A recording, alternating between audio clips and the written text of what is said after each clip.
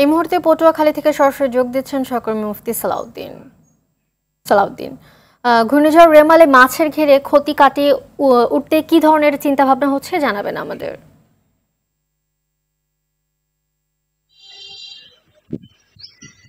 আপনি যেমনটি জানেন, ঘূর্ণিঝড় রিমালের কারণে পটুয়াখালীর উপকূলে 8 থেকে 10 ফুট পানিতে তলিয়ে গিয়েছিল এবং এই প্রচন্ড জলোচ্ছ্বাসে এই উপকূল এলাকায় মাছের ঘের এবং পুকুর সম্পূর্ণ ভাসিয়ে নিয়ে গেছে এবং অনেকগুলা, বিশেষ করে আমাদের এই জেলার রাঙ্গামালী, গলাচিপা, কলাপাড়া উপজেলা যে সমস্ত ঘেরগুলি ছিল সবগুলো ঘেরগুলোই আসলে বিধ্বস্ত হয়েছে। কোনো ঘের এবং পুকুরের মাছ নেই বললেই চলে। আমি ইতিমধ্যেই একজন রাঙ্গামালী উপজেলার একজন ঘেরের মালিকের সাথে কথা বলেছি। উনি আমাকে জানিয়েছেন তার বিশাল একটি ঘের আছে, সেই ঘেরের মাছ সম্পূর্ণ ভাসিয়ে নিয়ে গেছে। এদিকে সরকারি হিসাবে পটুয়াখালীতে 14,928টি ঘের এবং পুকুরের ক্ষতিগ্রস্ত হয়েছে, যার ক্ষতির পরিমাণ টাকায় 29,69,00,000 টাকা দাঁড়িয়েছে। এদিকে মৎস্য কর্মকর্তা কামরুল ইসলাম জানিয়েছেন যে এই টাকার পরিমাণ আরো বাড়বে।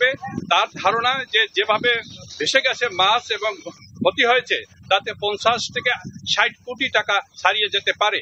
এদিকে তিনি আমাকে জানিয়েছেন যে এই সমস্ত ক্ষতিগ্রস্ত মৎস্যজীবীদের পুনর্বাসনের জন্য আমরা চেষ্টা করছি এবং আগামীকালকে পটুয়াখালী দুর্গত এলাকায় মাননীয় প্রধানমন্ত্রী সফরে আসছেন, তার প্রতি সদা দৃষ্টি জন্য ঘেরের ব্যবসায়ীরা এবং পুকুরের মালিকরা তারা তাকিয়ে আছেন যে মাননীয় প্রধানমন্ত্রী তাদের এই যে ক্ষতি হয়েছে এই ক্ষতি পুষিয়ে দেওয়ার জন্য তারা মাননীয় প্রধানমন্ত্রীর কাছে দাবি জানাবেন।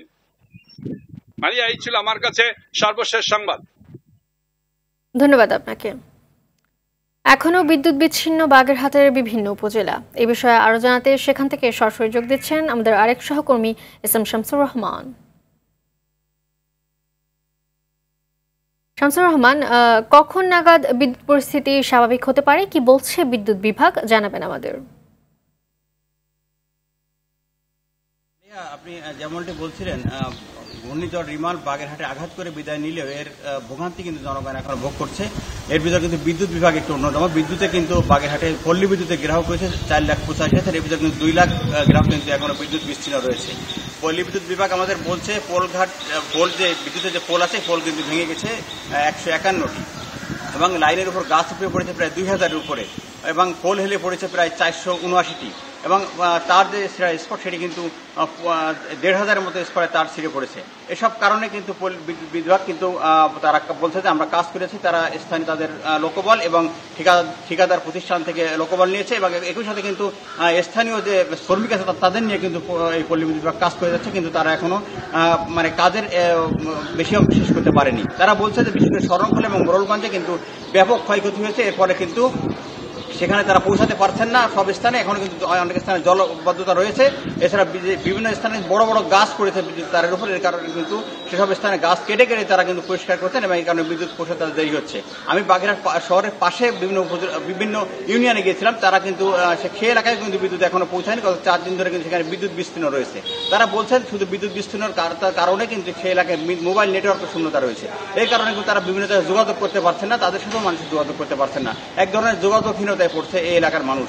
তো এছাড়া যে অন্যান্য উপজেলা যেগুলো সেই উপজেলাগুলোতে প্রত্যন্ত অঞ্চলের সেখানে কিন্তু বিদ্যুৎ পৌঁছাবে কখন তাও কিন্তু তারা বলতে পারছে না। বিদ্যুৎ বিভাগ বলছে 4-5 দিন সময় লাগতে পারে, কিন্তু স্থানীয় যারা আছে তারা বলছে যে যেভাবে তার ছিঁড়ছে এবং যেভাবে বিদ্যুতের পোল উঠে পড়ছে, মিটার ভেঙেছে, সেক্ষেত্রে বিদ্যুৎ লাইন সম্পূর্ণ চালু হতে কিন্তু আরো 10 দিন সময় লাগতে পারে বলে তারা কিন্তু আমাদের বলছেন। বিভিন্ন স্থানে ড্রপ তার ছিঁড়ে পড়ছে, ইনসুলেশন তার ভেঙে পড়ছে, মিটার ভেঙে গেছে প্রায় 550। এইসব কারণে কিন্তু বিদ্যুৎ সীমে পৌঁছাচ্ছে না। এক ধরনের ভূতির পরিবেশ বিরাজ করছে বাগেরহাটের বিভিন্ন গ্রাম এবং অনেক শহরের অনেক অঞ্চলে। তো এটা কিন্তু বাগেরহাটের সর্বশেষ অবস্থা বিদ্যুতের। মালিহা, এটাই ছিল আমার কাছে সর্বশেষ তথ্য। ধন্যবাদ আপনাকে।